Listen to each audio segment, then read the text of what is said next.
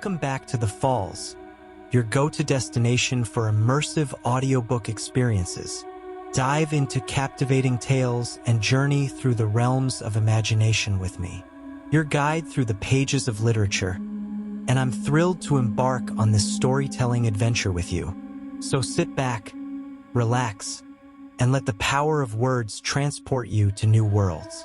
The Falls Present, The Murders in the Rue Morgue, by Edgar Allan Poe.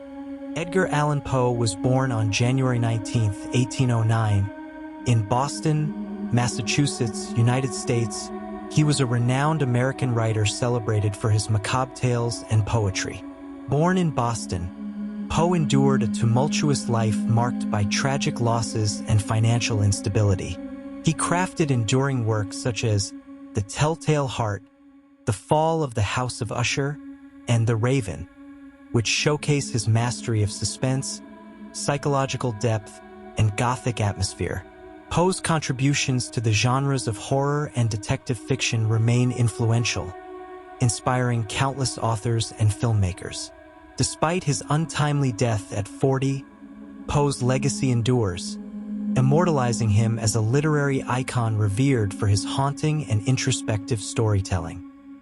The Murders in the Rue Morgue, by Edgar Allan Poe. Part 4. Murderers had come to the old house on the street called the Rue Morgue. Murderers had come and gone and left behind the dead bodies of an old woman and her daughter. The daughter's body was in the bedroom on the 4th floor. The old woman was lying outside, behind the house, her head almost cut off. But the knife which killed her was up in the bedroom on the floor. The door and the windows were all firmly closed, locked on the inside. There was no way for anyone to go in or out. Voices had been heard. One voice was speaking in French. The other voice had not spoken even one word that anyone could understand. But there was no one in the room when the police arrived. This much we had learned from the newspapers, my friend Dupin and I. Interested by it, we had gone to look at the house and the bodies. Dupin was now explaining to me what he had learned there. That is what we learned from the newspapers. Please remember it. For that much was enough to tell me what I must look for when we were in that house on the Rue Morgue. And I found it. Let us now take ourselves again in our thoughts to the room where the murders were done. What shall we first look for? The way the murderers escaped. All right, we agree, I am sure, that we do not have to look for anything outside of nature, for anything not having a real form, a body. The killers were not spirits. They were real. They could not go through the walls. Then how did they escape? There is only one way to reason on that subject, and it must lead us to the answer. Let us look one at a time at the possible ways to escape. It is clear that the killers were in the room where the daughter was found. From this room they must have escaped. How? At first I saw no way out. It had been necessary for the neighbors to break down the door in order to enter the room. There was no other door. The opening above the fireplace is not big enough, near the top, for even a small animal. The murderers, therefore, must have escaped through one of the windows. This may not seem possible. We must prove that it is possible. There are 2 windows in the room. Both of them, you will remember, are made of 2 parts. To open the window, one must lift up the bottom half. One of these windows is easily seen. The lower part of the other is out of sight behind the big bed. I looked carefully at the first of these windows. It was firmly closed, fastened, like the door on the inside.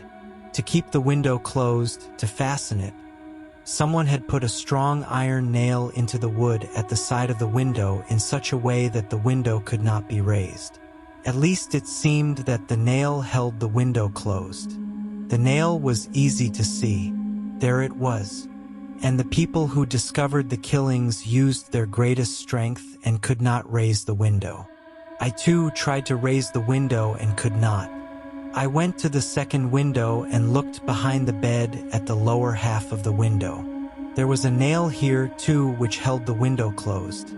Without moving the bed, I tried to open this window also, and again I could not do so. I did not stop looking for an answer, however, because I knew that what did not seem possible must be proved to be possible. The killers, or perhaps I should say the killer, for I am almost certain there was only one, the killer escaped through one of these windows. Of this I felt certain. After the murderer had left the bedroom, he could have closed the window from the outside, but he could not have fastened it again on the inside. Yet anyone could see the nails which held the windows tightly closed. This was the fact that stopped the police. How could the murderer put the nail back in its place? Perhaps if you pulled out the nail. Yes, that is just what I thought. Two things seemed clear. First, there had to be something wrong with the idea that the nails were holding the windows closed. I didn't know what was wrong. Something was. Second, if it was not the nails which were holding the windows closed, then something else was holding them closed, something hard to see, something hidden. I went back to the first window. With great effort, I pulled out the nail. Then I again tried to raise the window. It was still firmly closed. This did not surprise me. There had to be a hidden lock, I thought, inside the window. I felt the window carefully with my fingers.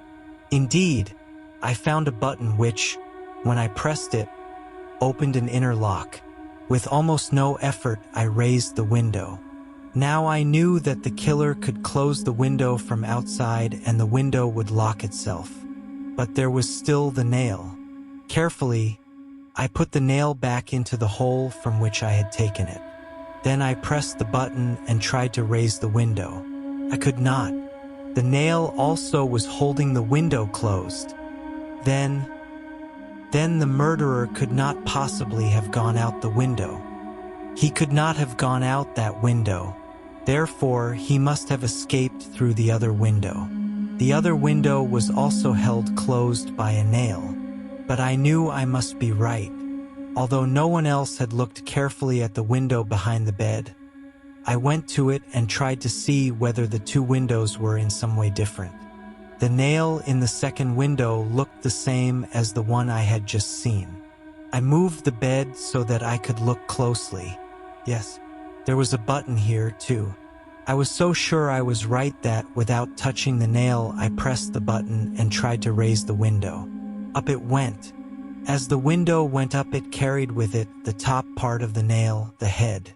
When I closed the window, the head of the nail was again in its place. It looked just as it had looked before. I took the head of the nail in my fingers and it easily came away from the window. I saw that the nail had been broken, but when I put the nail head back in its place, the nail again looked whole. What seemed to be not possible we have proved to be possible. The murderer indeed escaped through that window. I could now see in my mind what had happened. It was a hot summer night. When the murderer first arrived, he found that window open to let some of the fresh night air come in. Through the open window, the murderer went in and came out again. As he came out, he closed the window, perhaps with a purpose to do so, perhaps by chance. The special lock inside the window held the window firmly closed. The nail only seemed to be holding it closed, and that which was possible looked not possible. Dupin had been talking not to me, it seemed, but to himself. His cold eyes seemed to see only what was in his own mind. Now he stopped and looked straight at me. His eyes were now hard and bright, and I understood that using his unusual reasoning power to find the answer to those bloody murders was giving Dupin great pleasure. At first, I could think only of this. Then I said, "Dupin, the windows are on the 4th floor, far above the ground. Even an open window." "Yes, that is an interesting question. How did the murderer go from the window down to the ground?" Once I was quite certain that the murderer had in fact gone through that window, the rest was not so hard to know. And the answer to this question told me still more about who the murderer was. When you and I first came to the house on the Rue Morgue, we walked around the house. At that time, I noted a long, thin metal pole which went from the top of the building to the ground, a lightning rod, put there to carry down to the ground a charge of electricity that might come out of the clouds during a bad summer storm. Here, I thought, is a way for someone to go up or down the wall and then to go in or out the window. He would have to be very strong. Although certain animals could easily go up the pole, not every man could do it.